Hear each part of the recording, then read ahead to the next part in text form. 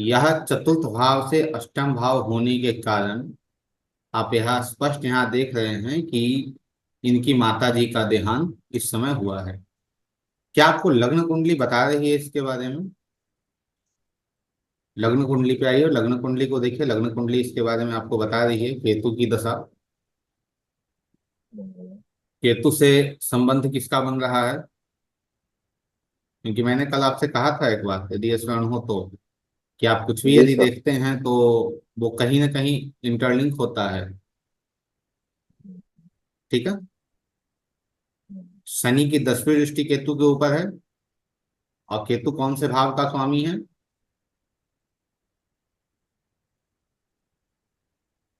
अष्टम भाव का स्वामी है। चतुर्थ भाव से अष्टम है। इसलिए इनकी माता जी की मृत्यु जो है वो 9/7/2021 से 13/8/2021 के बीच में हुई। ठीक है, एक दूसरी कुंडली, जैसे हम अपनी ही कुंडली आप लोगों के समक्ष रखेंगे।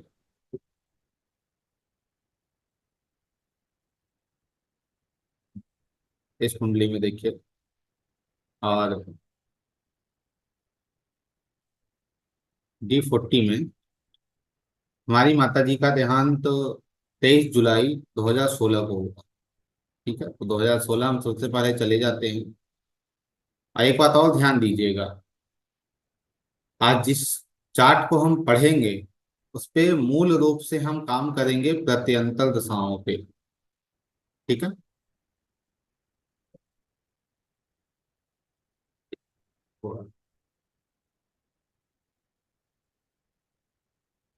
जी। 21 जुलाई 2016। तो 31 5 2016 से 3 8 2016 तक दशा किसकी रही? शनि की रही। क्या आपको इस खवेदांश में दिख रहा है?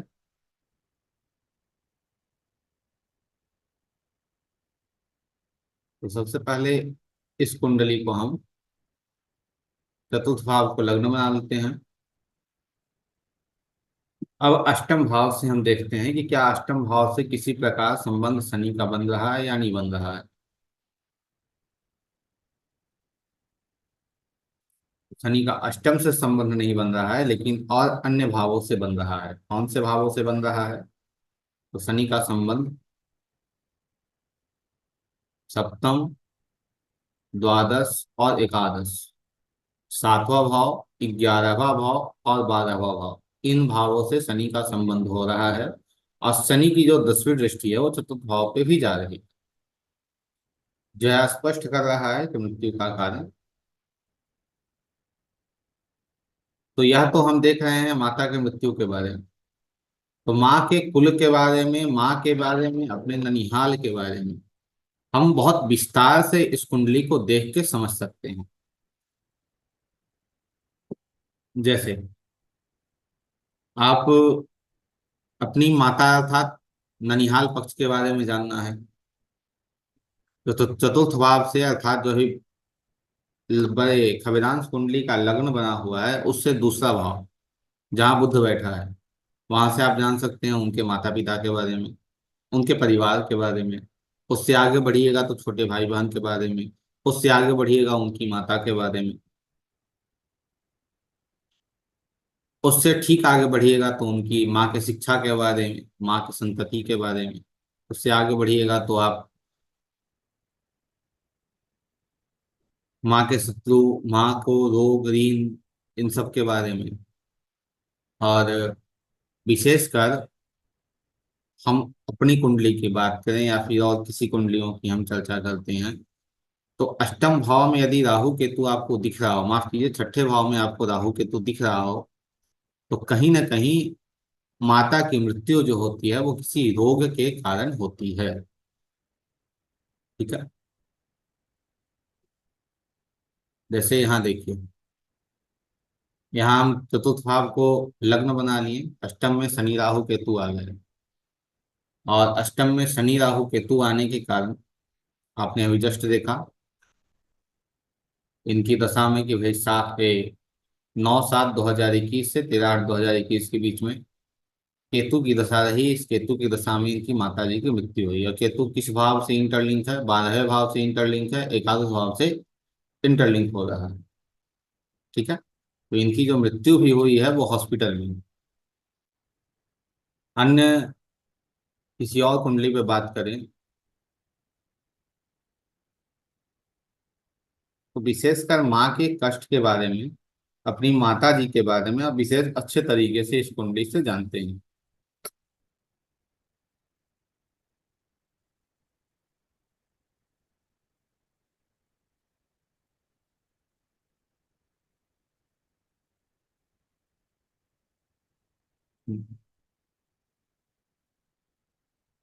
एक कुंडली है, इसमें आप देखेंगे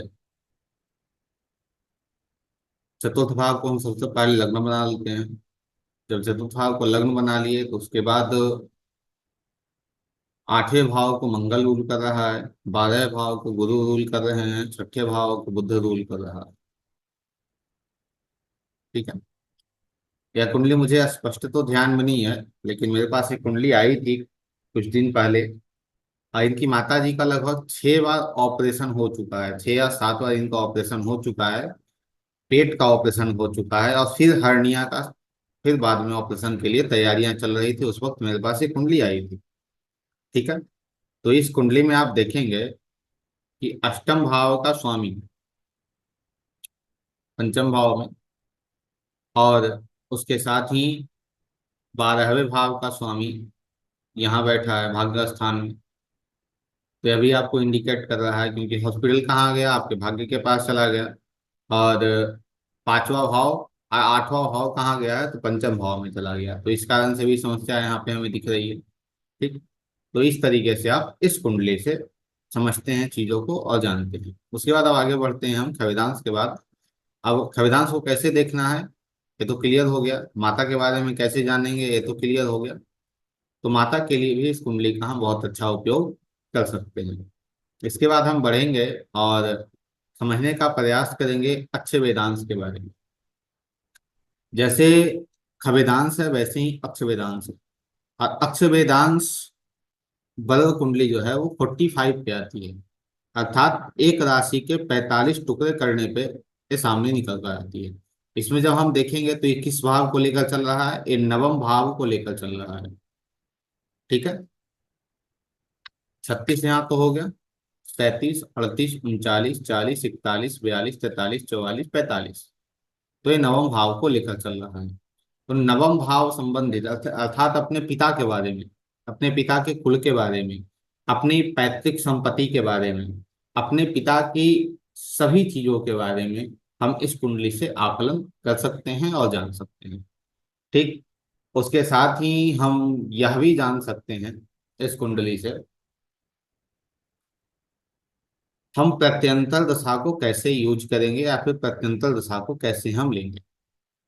प्रत्यंतर दशा जब भी आप देखते हैं अपनी लग्न कुंडली से, और उसके साथ आप देखेंगे वर्ग 45 अक्ष वेदांत से, तो कुछ भिन्नता भी आपको दिखेगी। और उसके साथ ही आप यह भी देख पाएंगे कि ये आपको और एक्यूरेट बताएगी जो अक्ष वेदांत है वह, खासकर दशा में प्रत्यंतर दशा जैसे। हाँ, इसके 3 देवता हैं, ब्रह्मा है, विष्णु है और महेश है।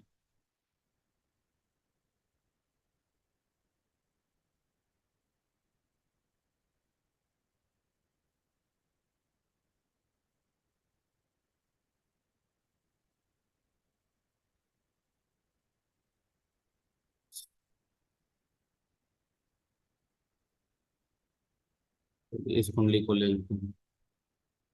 ठीक है, गार्ग्य गृह, इसके अक्ष वेदांश में जाते हैं और हमें यह जानना है कि इसका जो अभी सूर्य का प्रत्यंतर दशा 13/8/2024 से प्रारंभ हुआ है वो कैसा जाएगा।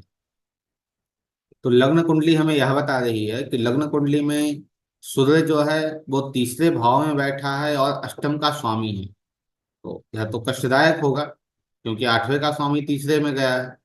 लेकिन एक रूल से यह भी हमें पता चलता है कष्टदायक होगा, लेकिन उतना कष्टदायक नहीं होगा। दूसरा, हम अक्ष वेदांश में आते हैं और सूर्य को देखते हैं, तो सूर्य पंचम भाव का स्वामी, सप्तम भाव का स्वामी है, और सप्तम में ही बैठा है। तो लग्न कुंडली तो यहाँ कुछ और बता रही है, लेकिन अक्ष वेदांश जो है वो कुछ और बता रही है। अक्ष वेदांश के अनुसार हम यहाँ यह देख पा रहे हैं कि यह व्यक्ति, अर्थात इस व्यक्ति के जीवन में किसी भी प्रकार से सप्तम भाव एक्टिव होगा, या तो बिजनेस में एक्टिव हो जाए, या दाम्पत्य जीवन को लेकर एक्टिव हो जाए, या विवाह को लेकर एक्टिव हो जाए, एक्टिव होगा। जैसे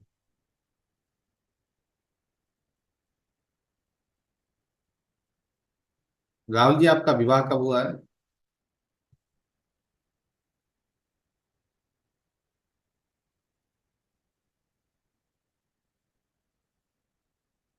राहुल जी, आप सुन पा रहे हैं?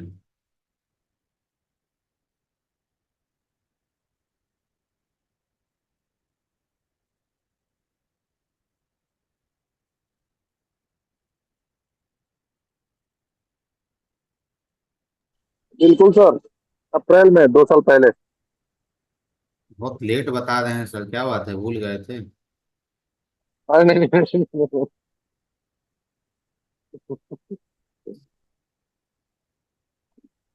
2022 सर। 2022 अप्रैल। ठीक है, 2022 अप्रैल, तो हम 2022 अप्रैल जाते हैं।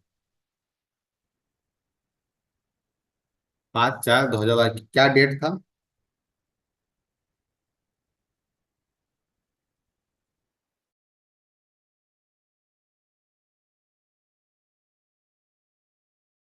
सर 27 तारीख।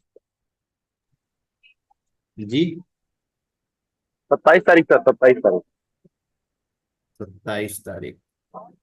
तो 5/4/2022 से 30/5/2022 तक कौन रहा है? बुध रहे हैं। ठीक है। अब आपका जो लग्न कुंडली है, उसमें देखिए क्या बुध है। बुध आपको बता रहा है कि आपका विवाह उस वक्त हुआ है?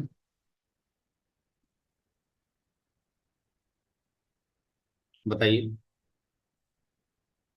क्या बुध आपको ये इंडिकेट कर रहा है कि आपका उस वक्त विवाह संपन्न हुआ? लग्न कुंडली। ठीक है। नहीं सर, तो लगभग हमें जो था क्लियर कुछ नहीं मिल रहा। लग्न कुंडली में बुध यहाँ बैठे हैं, बुध से संपर्क सप्तम भाव का किसी भी प्रकार हो रहा है, तो सप्तम भाव से यदि हम यह देखें कि भाई शनि वक्री है तो अष्टम में चले जाएंगे, तो शनि की 10वीं दृष्टि जो है वो बुध पे जाएगी। ठीक है।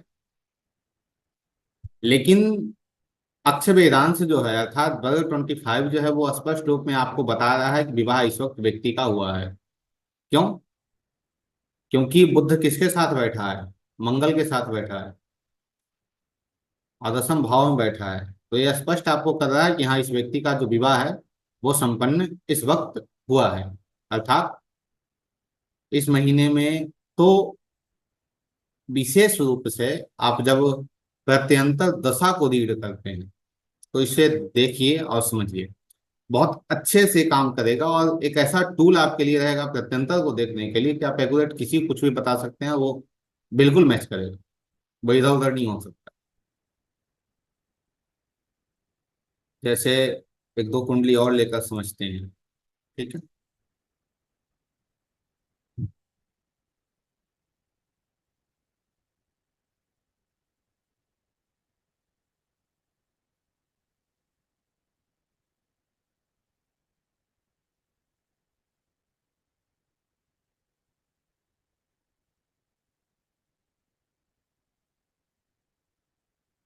अग्रवाल तासी। ठीक है। इनकी कुंडली के बारे में, जो प्रत्यंतर दशा चल रही है अभी 4/4/2024 से, वो कैसी चल रही है? वो शनि की चल रही है। शनि को देखने के लिए पुनः हम यहाँ आएंगे, और शनि यहाँ क्या बता रहा है वो देखिए। ठीक है। शनि यहाँ का स्वामी है, यहाँ का स्वामी है, बैठा है कहाँ? यहाँ बैठ गया आकर, अर्थात त्रिषडाय का स्वामी त्रिषडाय के भाव में ही बैठा है, तो एक तरीके से अच्छा है, ना कि बुरा रिजल्ट देने वाला है। ठीक है। ज्यादा समस्यादायक नहीं होगा। लेकिन क्या अक्ष वेदांश इसके बारे में कहती है? तो अक्ष वेदांश में जाइए और शनि को देखिए। अक्ष वेदांश स्पष्ट रूप में आपसे यह कह रही है कि इस व्यक्ति की सेहत खराब रहेगी। 12वें का स्वामी 11वें का स्वामी बैठा है 8वें में। और इस व्यक्ति का फोन हम तक आया है, और इस व्यक्ति की समस्या यह है कि पेट में अत्याधिक पीड़ा है, पेट में बहुत ज्यादा कष्ट है। अब पेट में कष्ट क्यों है? क्योंकि शनि कहाँ बैठे हैं? 7वीं राशि में बैठे हैं, और 12वें के स्वामी है। अब आप कहेंगे भाई कि ये चीजें यहाँ क्यों नहीं बताया, लग्न कुंडली क्यों नहीं बता रही है? तो लग्न कुंडली भी बता रही है।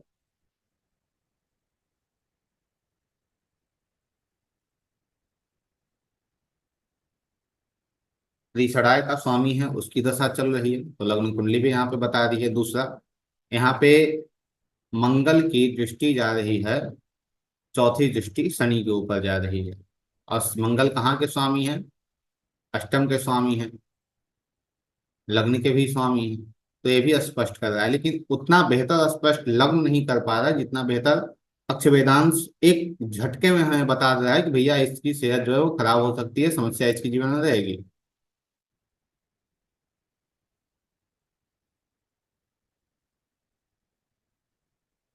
ठीक है।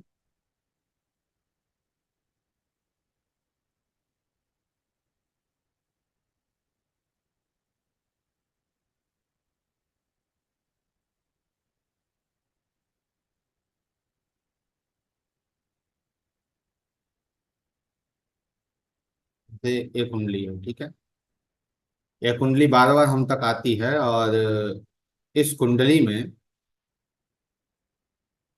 जैसे आप लग्न कुंडली को देखिए और इसकी प्रत्यंतर दशा देखिए, 6/3/2024 से 18/8/2024 तक शुक्र चलेंगे। शुक्र कहाँ बैठे हैं? अष्टम में बैठे हैं। माफ कीजिए, छठे भाव में बैठे हैं। तो छठे भाव में बुद्ध शुक्र और बुद्ध सूर्य और गुरु के साथ बैठे हैं, जिस कारण से क्या इन्हें समस्या होगी। तो गुरु तो भाई अच्छे भावों के स्वामी हैं, सूर्य तीसरे तीसरा हैं, लेकिन वो छठे में आ गए हैं।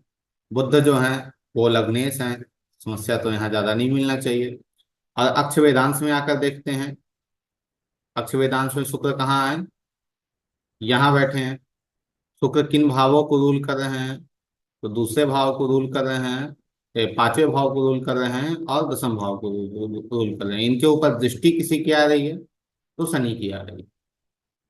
ठीक। इस समय इन्हें विशेष रूप से इन्हें परिवार के कारण कष्ट मिल रहे हैं, अर्थात जो घरेलू संबंध है उस कारण इन्हीं के जीवन में कष्ट आ रहे हैं। वो कष्ट कौन दे रहा है? यहाँ शनि दे रहा है। यहाँ भी आप देखेंगे तो यहाँ से भी आपको दिख जाएगा, इसके स्वामी संबंध हो रहा है। ये भी चीजें आपको स्पष्ट रूप में यहाँ दिख जाएंगे।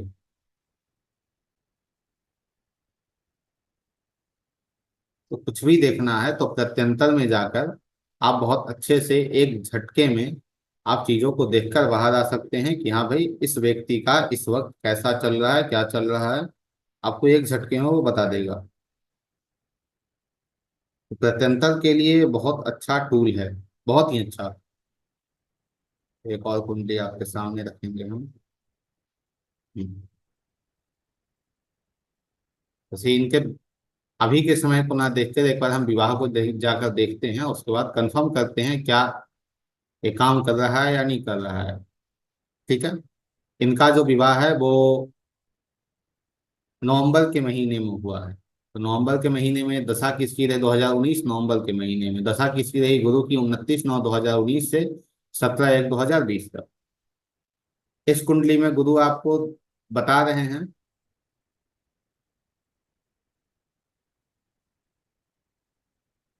लग्न कुंडली में। तो लग्न कुंडली में तो भाई गुरु का संबंध बन रहा है सप्तम भाव से, और कहीं से कोई संबंध तो नहीं दिख रहा है। ठीक है। अक्ष वेदांश में, अक्ष वेदांश में देखिए गुरु का संबंध क्या सप्तम भाव से बन रहा है? तो हाँ, बन रहा है।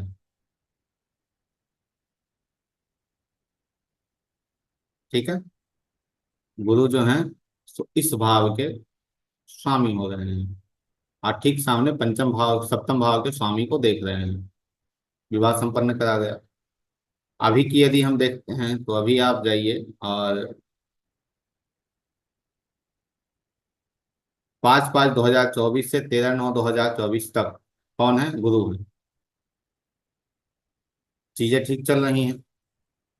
इससे पहले थे कौन? राहु थे। राहु कहाँ बैठे हैं? त्रिसराय में बैठे हैं, उसके ठीक सामने केतु चले जाएंगे। और दृष्टि किसकी जा रही है? तो दृष्टि शुक्र की जा रही है। ठीक है। लेकिन राहु यदि वहां बैठे हैं तीसरा में, तो तीसरा कहीं स्वामी हो गए। छठे से छठा आ रहा है, तो छठे से छठा आने के कारण वो एकादश छठे छठा होने के कारण छठे संबंधी जितनी चीजें हैं उन सभी को वो देगा। तो इस जातक के जीवन में राहु से संबंधित समस्या, जब राहु की दशा रही तो इस जातक के जीवन में अनेक प्रकार की समस्याएं घटित होती रही। ठीक है। इस प्रकार से इस कुंडली का हम उपयोग करेंगे। फिर दूसरा हमने बात की पिता के बारे में।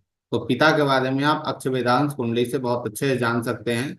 ये पिता के बारे में, पिता की प्रॉपर्टी के बारे में सर्वत्र। तो पिता के बारे में जानने के लिए हम नवम भाव को लग्न बना लेंगे। नवम भाव को लग्न बना लीजिए, तो आपको पिता के बारे में जानकारियां सारी मिल जाएंगी। जैसे इस कुंडली के बारे में, तो इस कुंडली के नवम भाव को हम लग्न बनाते हैं।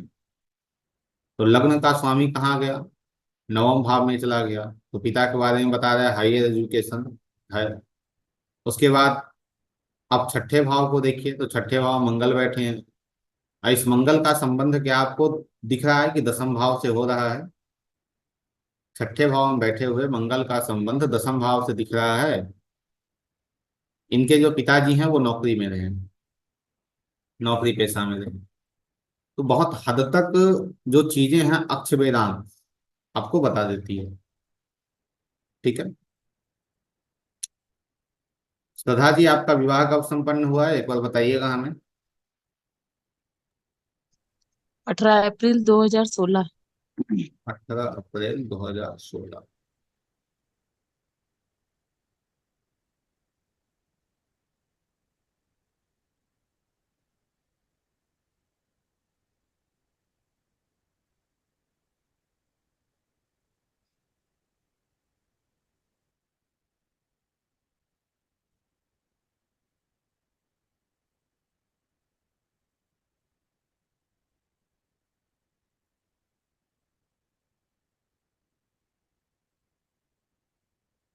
1/3/2016 से 14/5/2016 तक, 18 अप्रैल 2016। ठीक है। जी। इनके, हाँ, इनके सप्तम भाव का संबंध क्या किसी प्रकार आपको राहु से दिख रहा है? वो देखिए।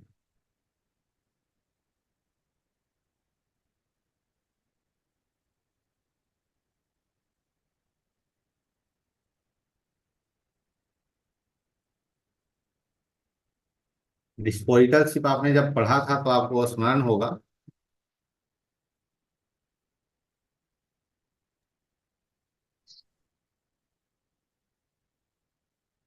ठीक है। और दूसरा जो 12वां भाव है वो स्वयं विवाह को दर्शाता है।